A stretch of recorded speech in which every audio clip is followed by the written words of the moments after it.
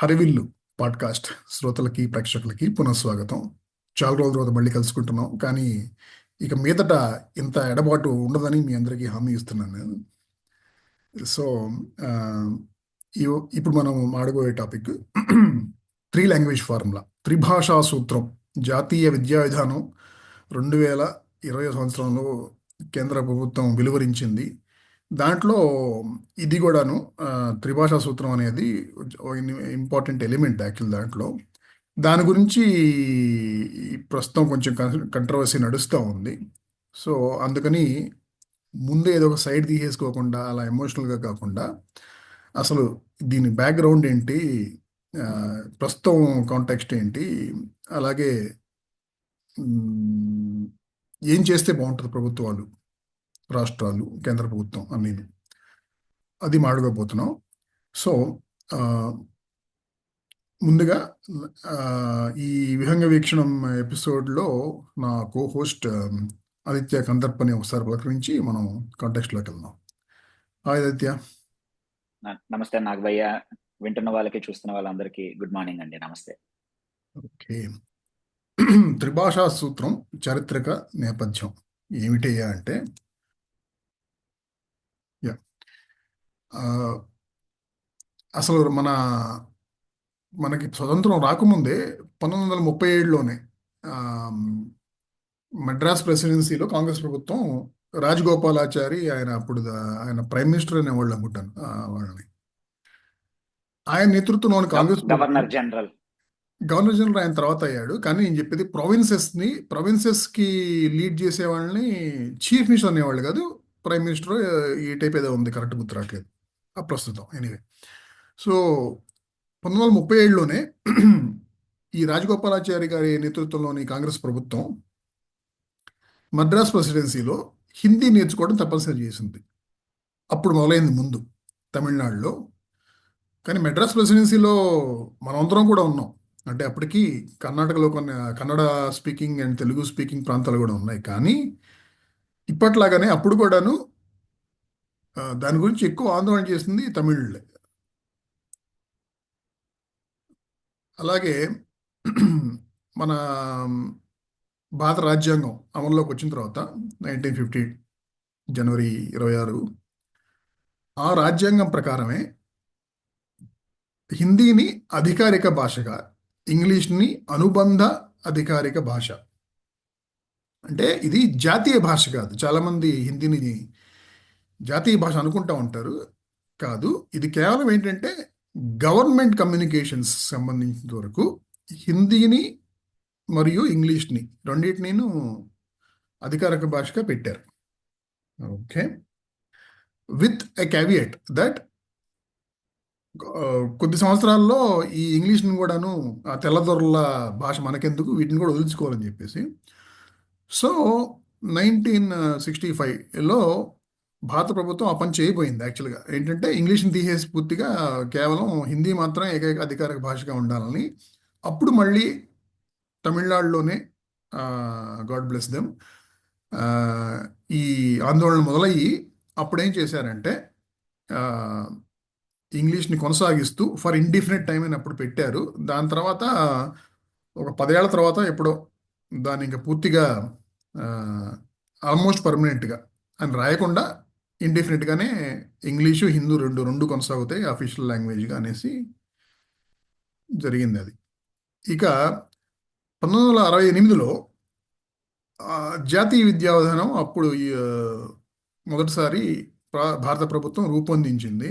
దాంట్లో కూడాను ఈ త్రిభాషా సూత్రం ఉంది. ఏంటంటే విద్యార్థులు 3 భాషలు నేర్చుకోవాలి: ఇంగ్లీషు మాతృభాష, అలాగే హిందీ మాతృభాష కాని వాళ్ళు హిందీ 3వ భాషగా నేర్చుకోవాలి.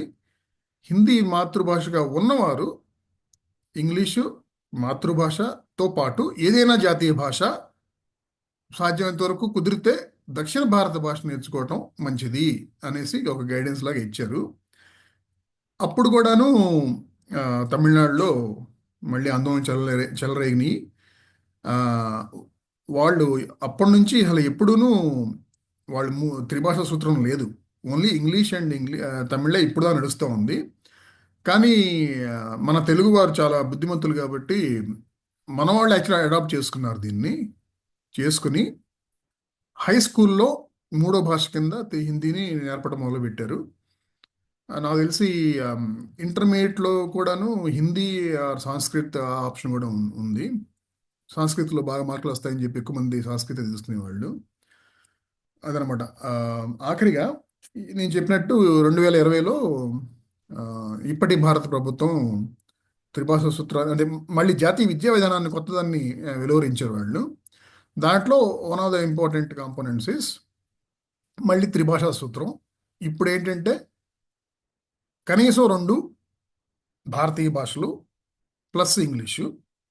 ఆ రెండిట్లో ఒకటి మాతృభాష, రెండోది ఇంకొక భారతీయ భాష అని చెప్పి పెట్టారు. ఇలా వచ్చిన తర్వాత అంటే ఇది 2020లో ఇలా వచ్చింది.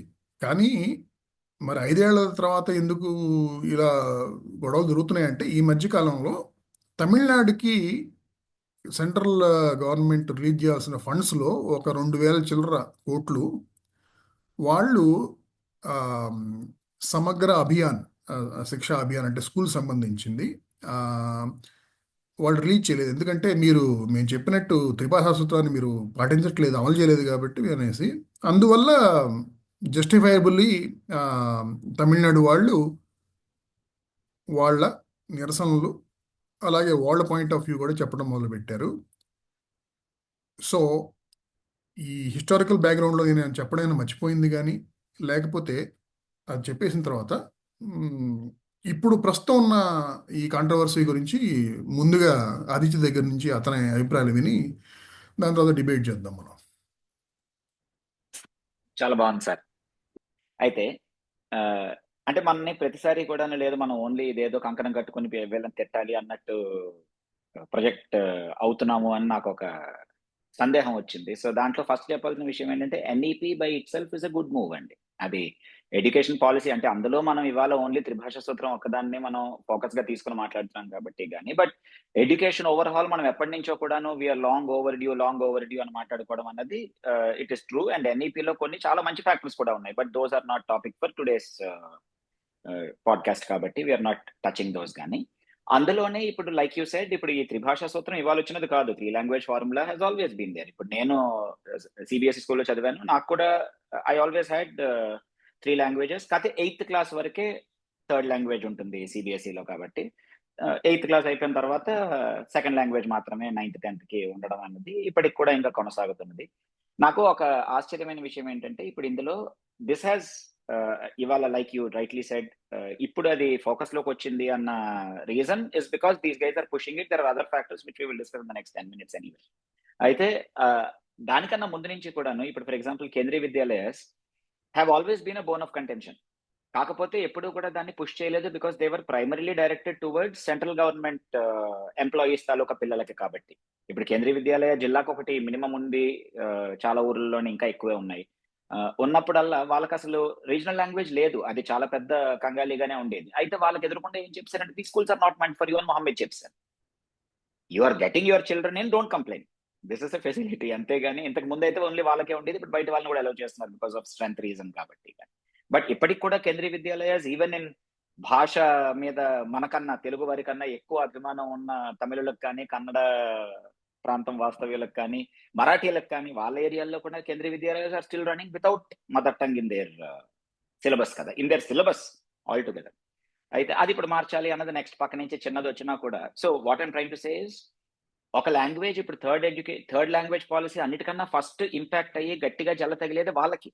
Because they are not prepared to have local language. They have never been prepared to have local language because their teachers are on transfer. Like the parents, teachers also are transferred. So ఎక్కడి నుంచి వచ్చిన వాడిని కన్నడ ఎక్కడి నుంచి చెప్పమంటారు, మధ్యలోని తెలుగు ఎక్కడి నుంచి చెప్పమంటారు. అండ్ వచ్చిన పిల్లలకి సిఐఎస్ఎఫ్ వాళ్ళ పిల్లలు వస్తారు, రైల్వే పోలీస్ ఫోర్స్ వాళ్ళ పిల్లలు వస్తారు, వాళ్ళు 2 సంవత్సరాలు వెళ్ళిపోతారు ఇక్కడి నుంచి బయటికి. మళ్ళీ వాడు సంవత్సరం మధ్యలో అడ్మిట్ అవుతాడు. అడ్మిట్ అయినప్పుడు వాడికి థర్డ్ లాంగ్వేజ్ పెడితే హూ ఇస్ సఫరింగ్? పిల్లడు ఏమిటి నేర్చుకుంటాడు? వాడికి ఐ రాదు. 7వ క్లాస్లోనేమో వాడికి కన్నడను, తెలుగు, హిందీ, మరాఠీ సబ్జెక్ట్ కింద వస్తుంది వాడికి because of 3 education form. Because they cannot have a third language, they can only have mother tongue, English and Hindi. అంటే వాళ్ళకి అంతకన్నా బియాండ్ ఇంకొక చాయిస్ లేదు కదా. మొత్తం స్టేట్ మొత్తం అంతా కలిపి, కంట్రీ మొత్తం అంతా కలిపి థర్డ్ లాంగ్వేజ్ కదా సాంస్క్రిట్ ని పెట్టండి అంటారు. That is also bound to happen. చూడండి that will come up next logically, that is their next step. లేకపోతే ఇన్ని వందల స్కూల్స్ లోని ఎలా అవాయిడ్ చేస్తారు అది? They cannot avoid it kada. There is no way by which, and not just Kendriya Vidyalayas, lot of central government run schools, like for example army public schools unnai, naval children's schools unnai, which are run by the defense board itself. లేకపోతే central government వాళ్ళవి సొంత schools ఉన్నాయి, లోపలే run అవుతున్నవి. For example Bal Bharati లేకపోతే ఇలాంటి వాళ్ళు run చేస్తున్న Delhi public school inside campuses ఉన్న స్కూల్స్ ఉంటాయి చూసారా. ఇప్పుడు బార్క్ లోపల స్కూల్ ఉంటుంది, శ్రీహరికోట లోపల ఒక స్కూల్ ఉంటుంది. ఇలాంటివి డిఆర్డిఓ లోపల, ఎన్ఎస్టిఎల్ లోపల స్కూల్స్ ఉంటాయి. These are employees who are on transfer. So వాళ్ళకి you cannot have a local language. వాడు 2 సంవత్సరాలు ఇక్కడ ఆంధ్రాలో ఉన్న తర్వాత 3వ సంవత్సరం వాడిని తారాపూర్ వేస్తారు, అదైన తర్వాత తుంబా వేస్తారు. వెళ్ళినప్పుడు వాడికి లోకల్ లాంగ్వేజ్ ఎలా వస్తుంది? So it is not as cut and dry. ఒక క్లారిఫికేషన్, లోకల్ లాంగ్వేజ్ Yeah. కాదు అక్కడ చెబుతుంది ఏంటంటే, లోకల్ లాంగ్వేజ్ నేర్చుకోవాలని కాదు, మాతృభాష. అంటే అవును, మదర్ టంగ్. ఒక పంజాబీ వాడు సౌత్ ఇండియాలో సంవత్సరానికి ఒక స్టేట్ తిరుగుతా ఉన్నా కూడా ఎంప్లాయీ వాళ్ళ పిల్లలు పంజాబీలో నేర్చుకోగలిగే అవకాశం కల్పించాలి. అది రాజ్యాంగ హక్కు. అది which is out of question. అంటే the logistical complications there are mind blowing. ఎలా చేస్తారు? ఇప్పుడు 10 స్టేట్ల వాళ్ళు ఉంటారు. సో అంటే what I mean to say is it is not as cut and dry as they have made it to seem. అయితే before we get in to the nitty gritties of the topic, మీరు ఇంకా బయట నుంచి అన్నారు కాబట్టి, ఇందులోని the problem happened because of what you just said. ఇప్పుడు ముందు నుంచే ఉన్నదే ప్రాబ్లం. లైక్ ఆల్వేస్ మన బీజేపీ వాళ్ళతో వచ్చిన ప్రాబ్లం ఏంటంటే, వాళ్ళు హెవీ హ్యాండ్ తోటి they will try to push it down తప్ప అసలు దీస్ ఆర్ గుడ్ థింగ్స్. ఈ just because of their communication errors కొన్ని నిజంగా మంచి మన దేశానికి కూడా మనం లూజ్ అవుట్ అయిపోయాం లాస్ట్ 11 years లో ఆల్రెడీ. వాళ్ళకి చెప్పడం చేత కాదు. అండ్ వాళ్ళ ప్రతిదానికి కూడా ఏంటంటే, ఏదో మా చేతిలో ఇంత దమ్ము ఉంది, రజాకారులాగా బిహేవ్ చేస్తాం అన్నట్టు. ఇప్పుడు లోకల్లో ఉన్న ఎవరో టుంబరి బీజేపీ లీడర్ అన్న మాట అది. ఏమని, if you don't fall in line is the term that he used. If you don't fall in line, మీకు ఫండ్స్ ఎండగొట్టేస్తాం. ఎవడు బాబు గడి ఫండ్స్ ఎవడు ఎండగొట్టేస్తున్నాడు? జిఎస్టీ అని చెప్పి పెట్టి, అందుకే అప్పటి నుంచి స్టార్ట్ అయింది ప్రాబ్లం. మా ఫండ్స్ మా దగ్గర నుంచి మీరు తీసేసుకున్నారు, మా ఫండ్స్ మాకు వెనక్కి ఇవ్వడానికే. This is part of the same bigger umbrella problem కదా. నా ఫండ్స్ నాకు ఇవ్వడానికి నా మీద నువ్వేమో ఇది బ్లాక్మెయిల్ చేస్తాను అంటే నేను ఎందుకు ఊరుకుంటాను? At every stage I will resist.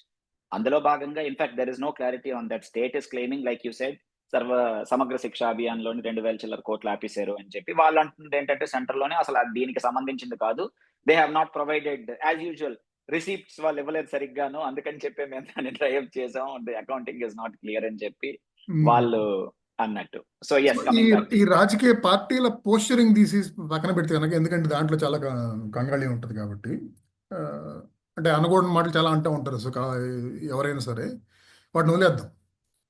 What are the arguments for and against 3 language policy? And also అక్కడ 3 language పాలసీలో ఇంగ్లీషు మాతృభాష, వేరే ఏదైనా జాతీయ భారతీయ భాష అన్నారు కానీ హిందీ అనలేదు కదా.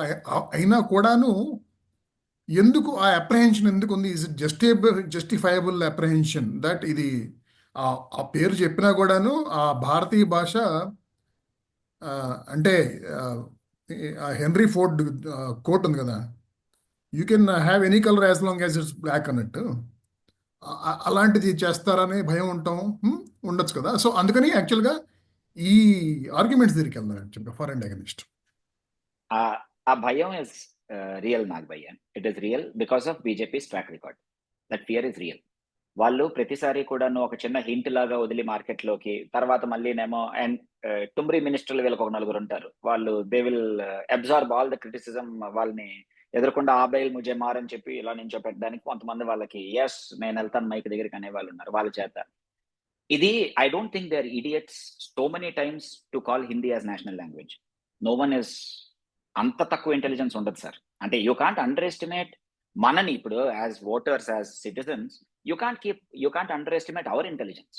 You can't once as it is a mistake, ఊపులో చెప్పేసాడు అనుకోవడానికి. ఎవడో లోకల్లో ఉన్న కార్పొరేటర్ కార్యకర్త ఎవడో చెప్పాడంటే నమ్మొచ్చు. సెంట్రల్ మినిస్టర్ లెవెల్లోకి వచ్చి, సెక్రటరీ లెవెల్లోకి వచ్చి, పెద్ద పెద్ద లీడర్స్ వచ్చేసి నేషనల్ లాంగ్వేజ్ అని చెప్పి రుద్దడం, అది it is evident that there is resistance ఉంది. అంటే there is a real fear for that resistance, because the next logical step మనకి దీని తర్వాత మనకి నెక్స్ట్ ఎపిసోడ్ తాలూకా టాపిక్ కూడాను is actually linked to this, where in వాళ్ళ push for Hindi is to assert their own dominion అన్నది any Tom, Dick and Harry on the street outside also will realize. Even their staunchest supporter and spokesperson cannot say no to this. ఇవాళ ఒకవేళ వాళ్ళు yes third language ఇంకేదో ఒకటి అని చెప్పి మార్కెట్లోకి తెచ్చినా కూడా it is evident that in a few years time, నా ప్రకారం ఇంకా పెద్ద భయం ఏంటి అంటే Hindi medium schools or Telugu medium schools or Kannada medium schools వాటిలో ఇంగ్లీష్ ప్రాచుర్యంలోకి తేవడం is the bigger problem. Actually చాలా కష్టం ఇంగ్లీష్ ని మ్యాండేట్ చేసి వాళ్ళని లాంగ్వేజ్ స్థాయికి తేవడం అంటే ఉత్తిగా థియరీ సబ్జెక్ట్ వరకే మిగిలిపోతుంది లేకపోతే. అండ్ సాంస్క్రిట్ తేవడం will become I wash. So my theory for this is having a third language is almost impossible. అంటే ఒక local language because you have to have it across all schools in the state. అదే కదా నిజం. Either do it for every one or don't do it. అన్నిటికీ చేయడం అన్నది జరగదు. ఇందాక అందుకే స్టార్టింగ్ లోనే నేను కేంద్రీయ విద్యాలయాల్లో ఒక టాపిక్ ఎత్తడానికి కారణమే అది. యూ సో కెనాట్ యాక్చువల్గా హ్యావ్ ఒక 10 different ఇంట్రెస్టింగ్ languages. ఒక ఇంట్రెస్టింగ్ ఫ్యాక్ట్ ఏంటంటే ఈ 1968లో అది ఆ, అది నేషనల్ ఎడ్యుకేషన్ పాలసీ వచ్చింది కదా, దాన్ని తమిళనాడు వాళ్ళు ఇంప్లిమెంట్ చేయమని చెప్పి వాళ్ళు టూ లాంగ్వేజ్కి స్టిక్ అయ్యారు. కానీ కొన్ని స్టేట్స్ మళ్ళాంటి వాళ్ళు చేశారు కదా, ఆంధ్ర లాంటి వాళ్ళు. అవును, చిత్రం ఏంటంటే ఆంధ్ర వాళ్ళు, కర్ణాటక వాళ్ళు, మేబీ మహారాష్ట్ర వాళ్ళు కూడా ఇలాంటి వాళ్ళు చేశారు. కానీ నార్త్ హిందీ బెల్ట్లో 3 లాంగ్వేజ్ ఫార్ములా ఇప్పుడు దాకా ఇంప్లిమెంట్ చేయలేదు వాళ్ళు కూడా. వాళ్ళు కేవలం హిందీ ఇంగ్లీష్ నేర్చుకుంటున్నారు అంతే. వాళ్ళేమి అది కూడా ఇంగ్లీష్ తూతూ బెంగాలీయో, మంత్రంగా. ఒడియో, ఇంగ్లీష్ కన్నడ నేర్చుకోవట్లేదు వాళ్ళు. ఇంగ్లీష్ తూతూ మంత్రంగా అది కూడా. Not even Hindi medium schools లో అయితే English is just a very basic level subject. వాడికి 6వ క్లాస్ లో ఏబిసిడి నేర్పడం మొదలెట్టాను మనకి. అయితే ఒక అంటే మనం ప్రతిసారి తిట్టకూడదు కదా. There is when you look at the actual reason behind it, there is actually benefit for everyone in the country learning one language. నిజంగానే దానికి ఒక ఉపయోగం ఉంది. అంటే communication with in the country will become very easy. For what ever reason English మనకి ఇన్ని సంవత్సరాలు అయినా కూడాను ఇంకా పెద్దగా ఎక్కల చాలా ఏరియాస్ లోని అది రావడం అన్నది. బికాస్ ఇప్పటికి కూడా the primary push should have been in English. నేను ఇప్పటికి కూడా ఐఎమ్ అన్ ఇంగ్లీష్ సపోర్టర్. నాకు I'm of the strong opinion. Data point here 2011లో లాంగ్వేజ్ సెన్సస్ అని జరిగింది. లాంగ్వేజ్ సెన్సస్ అవును, అది 2018లో ఆ రిపోర్ట్ బయటకు వచ్చింది. 7 ఏళ్ళు ఎందుకు పెట్టింది మనకు తెలియదు కానీ. సో దాన్ని బట్టి ఏంటంటే ఆ, హిందీ హ్యాస్ నాట్ రియలీ, అంటే అంటే నేనేమనుకున్నానంటే ఆ రిపోర్ట్ చూడకముందు న్యాచురల్గా అంటే మాతృభాష కాకుండా చాలా మంది మెజారిటీ ఆఫ్ ఇండియన్స్కి హిందీనే కొంచెం న్యాచురల్ ప్రిఫరెన్స్ ఉంటుంది ఎక్కడైనా ట్రావెల్ చేస్తున్నప్పుడు కానీ అనుకున్నాను. కానీ correct. as per that report, actually English is preferred as language of communication when you are outside your domain,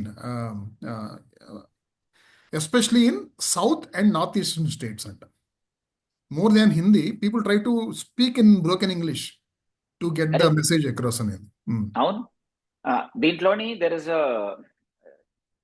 ఇందాక going back to what I was trying to say, దానికి ఇది connect అయ్యేలాగా ఒక లాంగ్వేజ్ ఉండడం, మన వాళ్ళు పుష్ చేస్తున్నది ఏదైతే ఉందో విత్ ఇన్ ద కంట్రీ మనకు పనులు ఈజీగా అవుతాయి. There are greater opportunities that will open up because we're a vast country. ఇక్కడ వాడు అక్కడికి వెళ్ళి వ్యాపారం చేసుకోవచ్చు, అక్కడ వాడు ఇక్కడ. Now the funny thing is, ఇక్కడి నుంచి అక్కడికి వెళ్ళి వ్యాపారం చేసే వాళ్ళు, హిందీలోకి వెళ్ళి వ్యాపారం చేసే వాళ్ళ అవసరం చాలా తక్కువ. That is the truth. At the end of the day చాలా మంది Hindi speakers come to other parts like western India, southern India in order to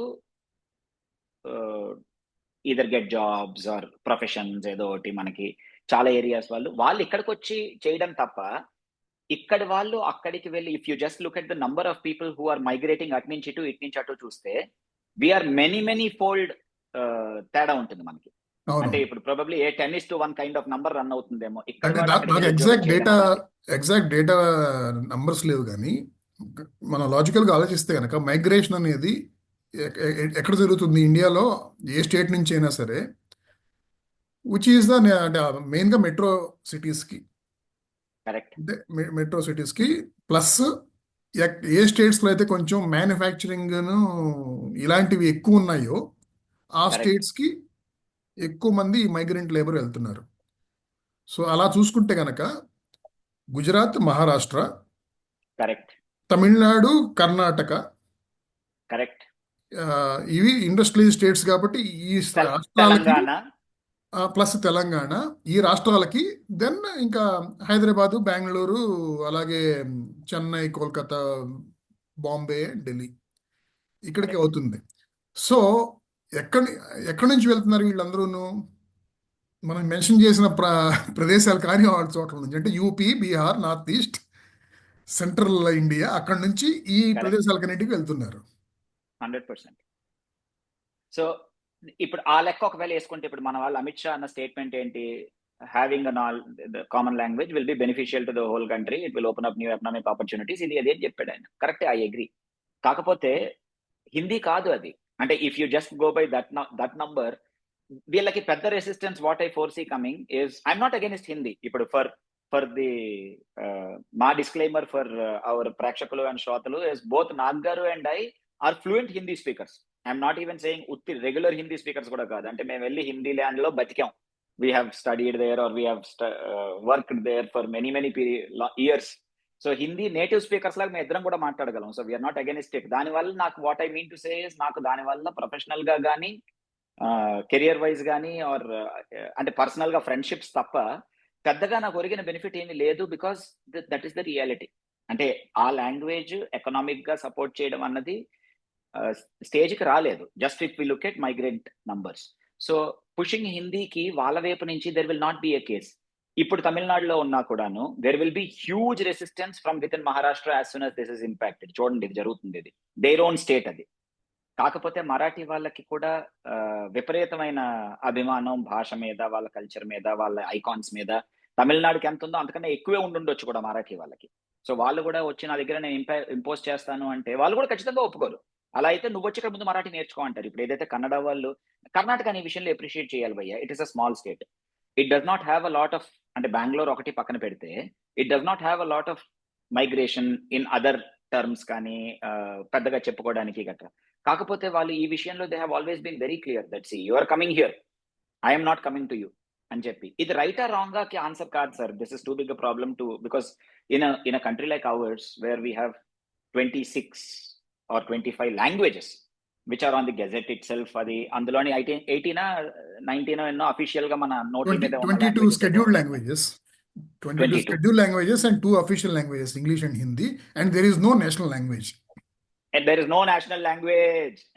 so ఈ 22 లాంగ్వేజెస్ అవి ఉండి మనకి 28 స్టేట్స్ ఉండి మనకి ఎంత ఏరియాస్ ఉన్న కంట్రీలో this is not actually a problem. This is how it is. It is always cooperative federalism మనకి. The only reason why Hindi is pushed, the only reason why they push Hindi is in order to ascertain their dominance from Delhi down.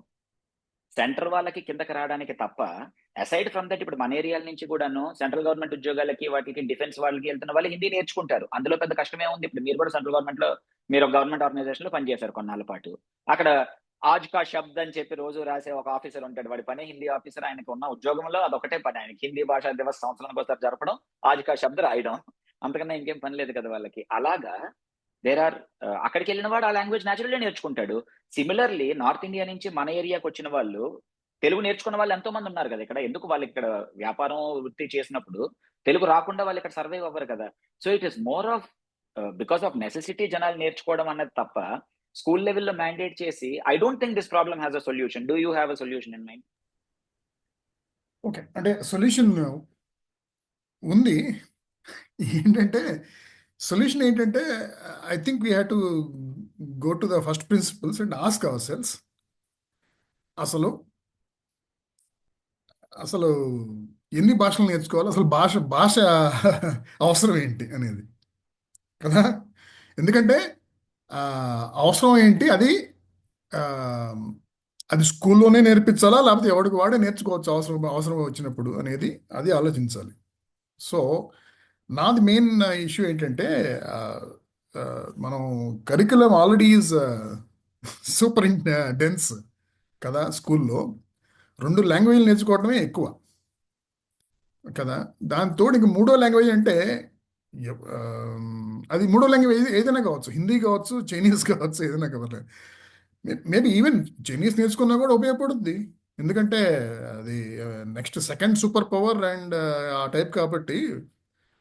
అంటే for someone who has international ambitions, English ఎదురుకి నేర్చుకుంటున్నాం, అది పనికి వస్తుంది. Maybe Chinese influence కూడా పెరుగుతుంది, Chinese కూడా నేర్చుకుంటే మంచిది కదా. కదా స్కూల్లో నేర్పించాల్సిన అవసరం ఏంటి? హిందీ కానీ చైనీస్ కానీ అవసరం పడినప్పుడు నేర్చుకోవచ్చు. అది అది అంటే మనం ఏమి ఆ, పుస్తకాలు రాయక్కర్లేదు కదా, ఆ లెవెల్లో నేర్చుకోకర్లేదు. జస్ట్ స్పోకెన్ లాంగ్వేజ్ నేర్చుకోవడం కోసం అవసరపడినప్పుడు నేర్చుకోవచ్చు. కాబట్టి అసలు నాకు నా ఉద్దేశం ఏంటంటే 3 భాషలు నేర్చుకోవాల్సిన అవసరం లేదు, 2 చాలు అంటున్నాను నేను. అదొకటి. నాకు ఒక సొల్యూషన్ ఉంది కొంత. అదొకటి. సారీ సారీ గో రెండోది గో. ఏంటంటే ఆ, అసలు త్రీ లాంగ్వేజ్ అవసరమా కాదా అనే దాని గురించి. ఇంకొకటి మెయిన్ మాట్లాడుకున్నది, మనం డిబేట్ చేస్తుంది ఏంటంటే అక్కడ హిందీ అని రాయలేదు కదా, కానీ ఎందుకు వీళ్ళు భయపడుతున్నారు అనేది. I actually feel that that is justified concern. ఎందుకంటే ఎందుకంటే ఐ థింక్ 2019 బడ్జెట్లో, అంటే నేను దీనికోసం రీసెర్చ్ చేస్తుంటే ఒక డేటా పాయింట్ కనిపించింది అనమాట. 50 crores were release by central government to to hire Hindi teachers in for non Hindi speaking states. So ఆ రకంగా వీళ్ళు ఆ, హిందీ టీచర్స్ ఆ రిసోర్సెస్ని ఎక్కువ డెవలప్ చేస్తారు.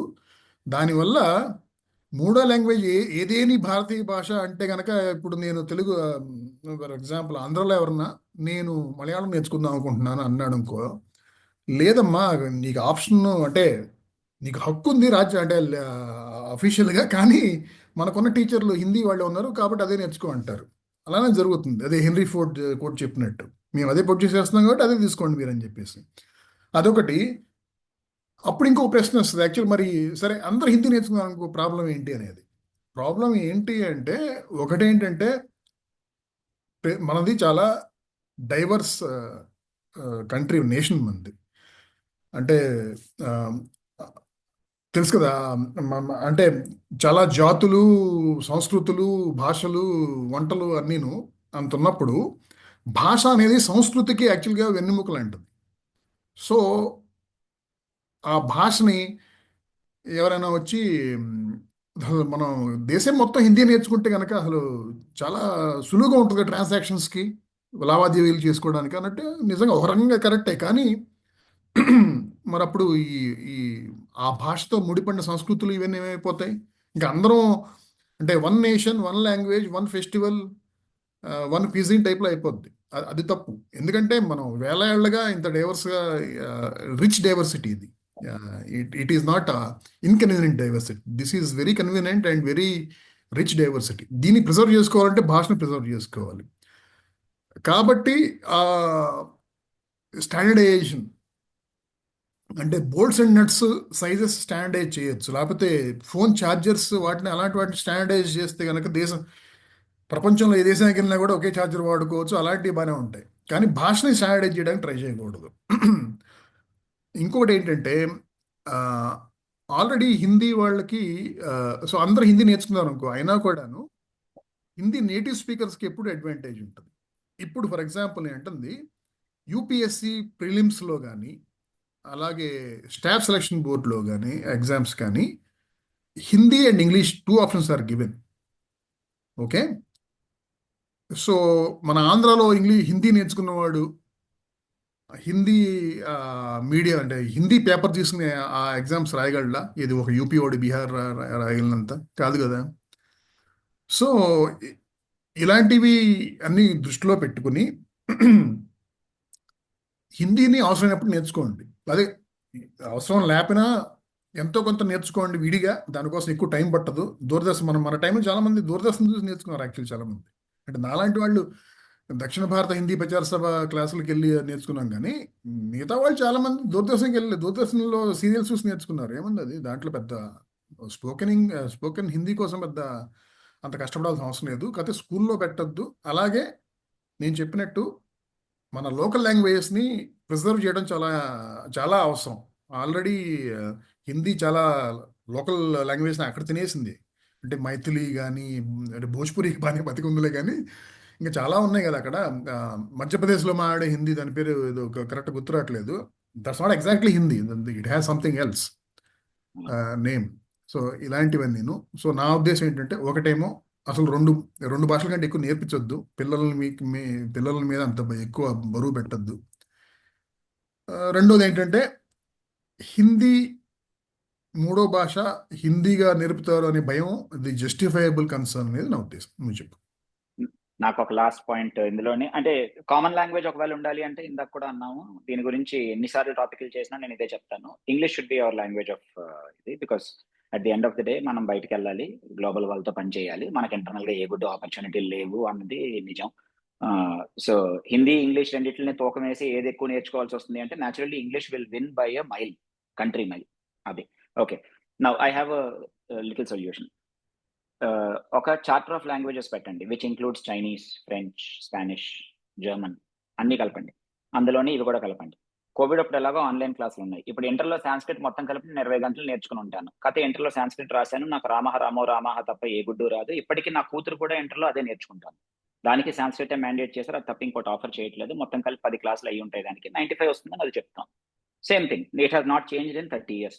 అయితే ఆ, ఎలాగో ఆన్లైన్ ఉంది కాబట్టి నిజంగా లాంగ్వేజ్ నామకే వాస్తే మాత్రమే నేర్చుకోవాలి అనుకుంటే ఒక సెకండ్ లాంగ్వేజ్ సెషన్ టైం టేబుల్లో ఉంటుంది. ఆ రోజు వాళ్ళు ఆడియో విజువల్ ల్యాబ్కి వెళ్తారు, ఎందుకంటే అకార్డింగ్ టు మన government every school has audio visual lab and high grade technology అని చెప్పుకుంటున్నాం కాబట్టి అక్కడికి వెళ్తారు. Let them choose whichever topic, that class is conducted online, either recorded or else wise. దానికి 30 మార్కులే పెట్టండి, అందులో ఎవరిని ఫెయిల్ చేయొద్దు, every one will pass. At least దాని తాలూకా సీడ్ పడుతుంది. నా కాలేజ్లో ఫ్రెంచ్ ఉండేది. There are some of my class people who actually went to Alliance Francaise and learn a lot of French, వాళ్ళ ఫ్రెంచ్ మీద ఇంట్రెస్ట్ వచ్చి. So they've gone abroad, they are working elsewhere, అలాంటివి. సో మీరు అన్నట్టు చైనీస్ అవ్వచ్చు. ఇప్పుడు డిప్లొమాట్స్ వెళ్ళినప్పుడు చాలా మంది వాళ్ళు అరబిక్ కానీ స్పానిష్ కానీ అలాంటి లాంగ్వేజెస్ కావాలని నేర్చుకుంటారు, so that it becomes a benefit when they right IFS UPSC taluka entrance లోని. సో అలాగా లాంగ్వేజ్ తాలూకా సీడ్ మాత్రమే ఇంపార్టెంట్ అనుకుంటే 50 లాంగ్వేజ్లకి ప్రీ రికార్డెడ్ సెషన్స్ రెడీగా ఉంచేసుకోండి. చాప్టర్ 1, చాప్టర్ 2 క్లాసులన్నీ రెడీగా ఉన్నాయి వాళ్ళకి. ఆ సెషన్ కి ఎవరికి వాడు వెళ్తాడు, వాడు లాగిన్ అవుతాడు. అన్ని ఉన్నాయి కదా మన వాళ్ళకి. ఇప్పుడు దానికి అబ్బా ఏదో లాగిన్ కూడా ఇస్తున్నారు పిల్లలకి. So it is not difficult. Have 10 languages, 15 languages, 50 languages which is online. Make it a 30 mark or 40 mark paper. Don't fail anyone. ఆ లాంగ్వేజ్ మినిమం నేర్చుకుంటారు, 10 మార్కులు వస్తాయి వాడికి పరీక్షలోని. And that paper is centralised anyway, Delhi నుంచి వస్తుంది central paper, అందరూ రాస్తారు. అందులో ఫెయిల్ అవ్వడు, సీడ్ పడుతుంది ఒక లాంగ్వేజ్ తాలూకది. ఫ్యూచర్ లో ఒకవేళ వాడికి ఇంట్రెస్ట్ ఉంటే నేర్చుకుంటాడు. That is my opinion. So ఆఖరిగా నేను ఇంకోటి చూద్దాం అనుకుంటున్నాను ఏంటంటే, పాలసీ తెచ్చి దాని తర్వాత దాని పేరు చెప్పి ఫండ్స్ ఆపేసి అది పెద్ద గొడవ అయ్యి, ఇలాంటి సిచ్యుయేషన్స్ ఫ్యూచర్లో అయినా సరే ఏదైనా పాలసీ తెచ్చే ముందు కన్సర్న్ స్టేక్ హోల్డర్స్తో ముందు మాట్లాడండి. మాట్లాడి డిబేట్ చేయండి, కన్సెన్సస్ తీసుకురండి, ఆ, దాని తర్వాత ఏమన్నా పాలసీ తీసుకురండి. అంతేగాని ప్రతిసారి ఈ రైతు చట్టాలు అక్కడ నుంచి మొదలుపెట్టి ఏది చూసినా కూడా ఈ ప్రభుత్వం అంటే in some cases I don't doubt there intentions, కానీ అది చేసే పద్ధతి ఏదైతే ఉందో అయ్యవారిని చేయకపోతే కోతిలాగా మిగిలినట్టు చేస్తూ ఉంటారు అంతా. చాలా బాగుంది, చాలా బాగుంది. ఓకే. చలో.